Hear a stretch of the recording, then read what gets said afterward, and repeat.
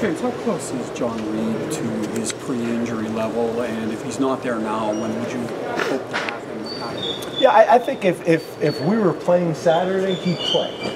But he's played enough football for us. We kind of know where he is, taking our time kind of easing him back in, both physically and mentally. But if we were playing this Saturday, he played James, how much? Well, and as far as recovery from the injury, like in terms of 100%, how close is he to it? If we were going to play a game on Saturday, he'd play. Okay. James, with respect to your QBs, with Tommy not doing much, obviously you know what Trace brings to the table. How much of an opportunity is that giving your younger guys? And can you tell me how they're coming along? Yeah, I think you guys have heard me talk about this in the past, about sometimes it's a blessing in disguise. And don't get me wrong, I'd love for Tommy to be getting a bunch of reps this spring. From a developmental standpoint, but it's been really good for Clifford. It's been really good for Clifford. He's getting a bunch of reps in practice. He's making some mistakes. He's learning from it. He's very conscientious. He asks great questions. He takes a lot of really good notes. Our defense does a lot, and as you can imagine, during camp and during spring ball, it's probably heavier than it is even during games, because we're installing all the things that we may run during the season, and then as the season goes on, we kind of refine and kind of hone in on who we're going to be. But right now we're installing every single day. Today was the first day of 3 down. That changes all our rules from a protection standpoint and the run game from a blocking perspective. So it's been pretty good. That's how we typically install. So like, for example, when the offense is going to do empty, we do a whole empty period, so the defense is just getting all of that at once. Whether it's formation into the boundary, whether it's unbalanced, whether it's 3 down, those types of things. So it's been a lot, but I think the reps have been good. Jake is starting to get some reps as well, which has been really good. Schuster's doing a great job. But I think Clifford's probably the guy that's got the biggest opportunity right now. And I think where you're probably going to really see it paid off is not really now. He's learning now. He'll learn even more kind of going through these cut-ups between now and the start of camp. And I think you'll really see growth between now and camp is when I think it's going to really start to pay off for him and us. What kind of quarterback is he? Like his personality, his play style? What would you say, or is it too early to tell? Yeah, I think in some ways it's too early to tell, because a guy's practice demeanor doesn't always align with their game demeanor. I do know from the time he's been here, I think he's got really good football intelligence. I think he's got really good football instincts. Better athlete than probably people give him credit for. He's highly, highly competitive. You guys know I don't talk about injuries a whole lot, but since it's over, like he missed a lift in the weight room one day and punched the bench and broke his hand. And this was months ago. And obviously that's not what we want a quarterback to do. It was a great teaching moment, but he's a very, very fiery competitor. The morning workouts, he's always matched up with Trace. And he competes really well with Trace. And Trace, as we all know, is a really good athlete. So he understands the importance of that aspect in our offense, and is really focused on it. He's really dropped his body fat. He's gotten stronger. He's gotten leaner. He's gotten more explosive.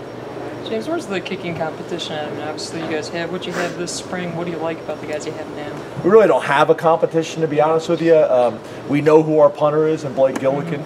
I do think we have some competition at snapper, although Vasey did a really good job for us last year.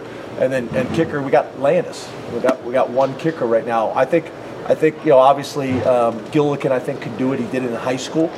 We prefer not to do it. There is an aspect where he may do kickoff. And it showed he's pretty good at that. And from all the people we've talked to, the kicking gurus plus our internal people, that's an easier kind of job to handle, punting and kickoffs, where field goals is a lot more technical. I know that may not seem to make sense, but from everything that everybody's told me, that's the case. So we think he may be able to do punt and kickoff if we need him to. He wants to do that. And then we need to find a field goal kicker. This is great work for Landis, but I wouldn't call it a competition because he's the only real true kicker we have in camp right now. Looking at John last season, traveling with the team, how much did that help him last season, and how much will that help him this season? Well, I think it's hard because we're limited in the numbers that we can travel. So if you're going to travel a guy who can't play, you're losing something. Obviously, you're losing a young guy that you could develop. You're losing another guy that you're getting game ready to see the field. But we just felt like with John's maturity and his intelligence, you guys have heard us talk about John in the past, both academically and when it comes to football. I mean, he is a football junkie. I think I've talked to you guys about Jevon is able to look at the amount of film that guys are watching, and he's like 100 hours ahead of anybody else in the program in terms of the amount of film that he watches.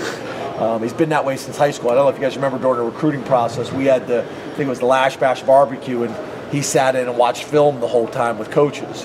That's kind of who he is. So we felt as coaches, him traveling and being around the guys and his intelligence and his knowledge and experience, that was valuable. And the players wanted that, and the coaches wanted that. So I think it also helped keep him engaged, because as much as you tell guys to stay locked in, when you're not traveling and you're not on the sideline, it's difficult. Do you think he might watch more film than you do on a given week? I don't think so, but I don't know. Ours is tracked. The coaches, obviously, we work long days. I was thinking about it this morning because we had a coach visiting us, and we were kind of talking, and he threw out a number of hours. We're here all day. I usually get in, as you guys know, pretty early. We have a staff meeting every day at 7. We watch film all day long, combination of film, talking recruiting, organizational structure, practice plans, things like that. So whether it's recruiting film or game film, I think the coaches watch a lot of film, but I don't track the coaches' film hours. Jim, Billy Fessler was a guy who kind of authored your signaling book the past few years. With him gone, how do you kind of identify a guy who can take over that role? I know Tommy and Jake are still here, but kind of finding someone that fits that area that you have to fill that maybe people don't talk about. Are you telling me that Billy Fessler wrote and published a book on all our signals for the whole conference and country to know? It's on a Google Drive now. No. Yeah, obviously, Billy is coaching. He's finishing up this semester, and he's going to be a coach. So it's a great opportunity. He's already received a position. I don't know if I'm allowed to say this or not, but he's going to Slippery Rock, which is awesome. I'm really excited for him, and I'm really happy for him. I saw a couple Slippery Rock guys nodding their head with excitement there. He couldn't get into East Stroudsburg grad school, so where I went to school. That's where he was. Yeah, I'm kidding. But I'm really proud of him, and I'm really happy for him. And I think the way he approached his career here, kind of got him prepared for the next step, and I think also helped him realize that's what he wants to do. And he's going to be a great coach. So I think we talk all the time about different roles on our team and how each role is critical. And Billy's a guy that took his role on this team very serious and brought a lot of value. Coached the younger guys, kind of like you look at sometimes the third quarterback in the NFL is almost like an older veteran who's coaching the rookie. And I think that's how kind of Billy has been.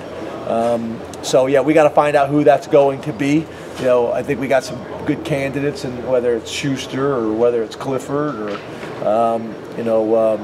whether it's Zembeck or some of the freshmen coming in, but we're going to need somebody to do it. It could be even some of the receivers, like a Shoop or something like that.